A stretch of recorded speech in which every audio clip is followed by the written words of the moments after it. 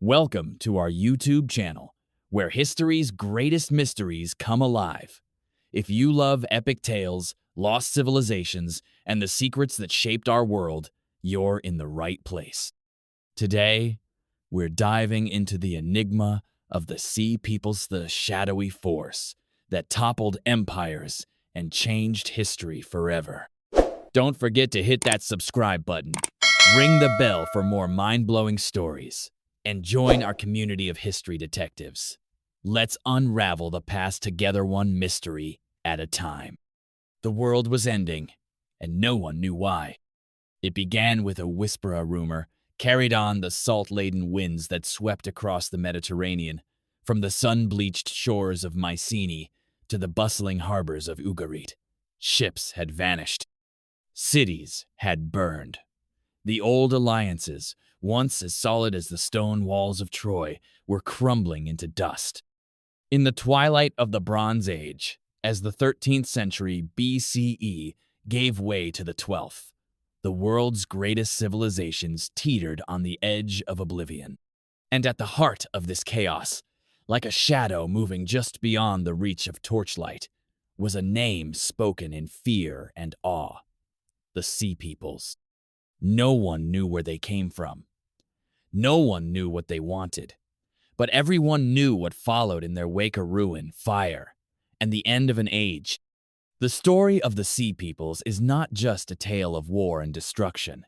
It is a mystery that has haunted historians for centuries, a riddle written in the ashes of lost cities and the cryptic lines of ancient tablets.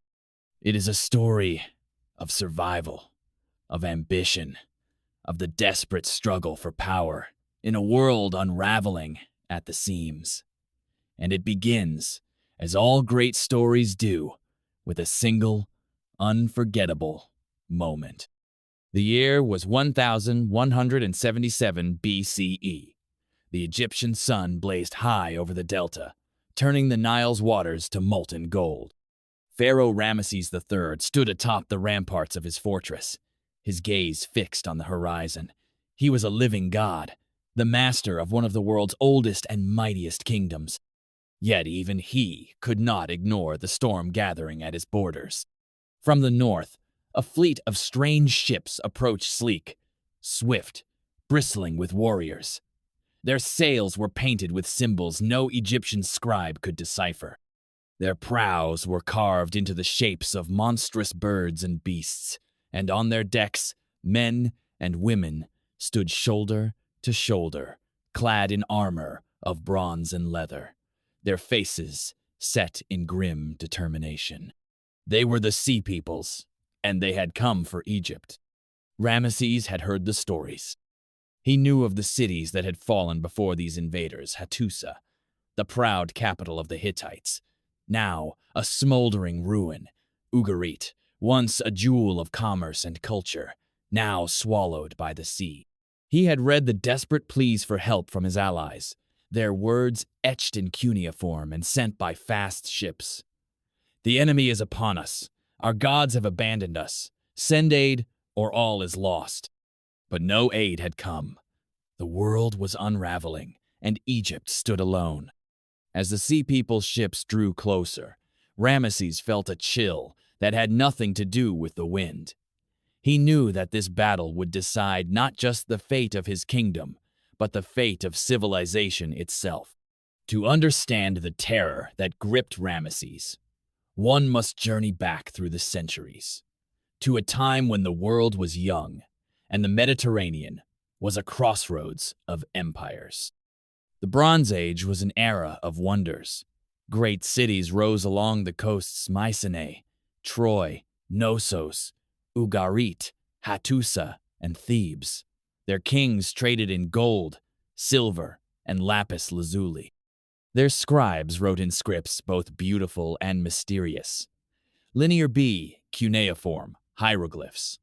Their armies marched beneath banners of every color, their chariots thundering across the plains. But beneath the surface, all was not well. The world was changing. Droughts withered the crops. Earthquakes shattered the cities. Trade routes faltered, and famine stalked the land. Into this maelstrom of uncertainty came the Sea Peoples of Force, unlike any the world had ever seen. Who were they? Some said they were refugees, driven from their homelands by hunger and war. Others claimed they were pirates, preying on the weak and the desperate. Still others whispered that they were the vanguard of a new, unstoppable power, destined to sweep away the old order and remake the world in their image. The truth, as always, was more complicated. In the city of Ugarit, a scribe named Amurapi sat hunched over his tablet, his stylus trembling in his hand. Outside, the city was in chaos, families fleeing, soldiers shouting, the distant roar of fire. Amurapi's king had sent him to record the final moments of their civilization, to bear witness to the end. He wrote, "The enemy ships are upon us. Our walls cannot hold. The gods are silent. If you receive this message, know that we fought bravely. Remember us." Amurapi's words would survive the flames, buried in the ruins for millennia, but his city would not. The Sea People struck with the fury of a storm. They came not as a single nation, but as a confederation of tribes: Peliset, Jeker, Shekelesh, Dinyen, and others whose names are lost to time. They moved with terrifying speed, their ships darting in and out of harbors, their warriors overwhelming city after city. In Mycenae, the great palaces fell silent. In Hattusa, the mighty walls crumbled. In Troy, the fires burned for days, their smoke blotting out the sun. Yet for all their power, the Sea Peoples were not invincible. In Egypt, Ramesses III prepared his defenses with cunning and resolve. He ordered the construction of massive fortifications along the Nile. He trained his soldiers in new tactics, blending the old ways with innovations learned from his enemies. He sent spies to infiltrate the Sea People's ranks, to sow confusion and discord. The stage was set for a battle that would echo through the ages. The day of reckoning dawned blood red. The Sea People's ships surged up the Nile, their warriors shouting war cries in a dozen tongues. The Egyptians met them with arrows, spears, and fire. The river ran red with blood as the two forces clashed, neither willing to yield. Ramesses himself rode into battle, his chariot gleaming in the sun. He fought with the strength of a lion, his presence inspiring his men to feats of heroism. The Sea Peoples pressed forward, their warriors fearless and relentless. But the Egyptians held the line, their discipline and determination unbreakable. For hours, the battle raged. The air was thick with smoke and the screams of the dying. The Sea Peoples fought with the desperation of those who have nothing left to lose. The Egyptians fought with the fury of those defending their home. In the end, it was Ramesses who prevailed. The Sea People's fleet was shattered, their warriors slain or captured. Egypt had survived, but only just. Yet even in victory, Ramesses knew that the world had changed forever. The old order was gone. The great cities of the Bronze Age lay in ruins, their secrets buried beneath the sands. The survivors scattered, their stories fading into legend. The Sea Peoples vanished as suddenly as they had appeared. Some settled in the lands they had conquered, becoming the ancestors of new nations. Others disappeared into the mists of history, their names remembered only in the records of those they had destroyed. But the mystery remained. Who were the Sea Peoples? What drove them to such desperate acts? Were they heroes or villains, conquerors or victims?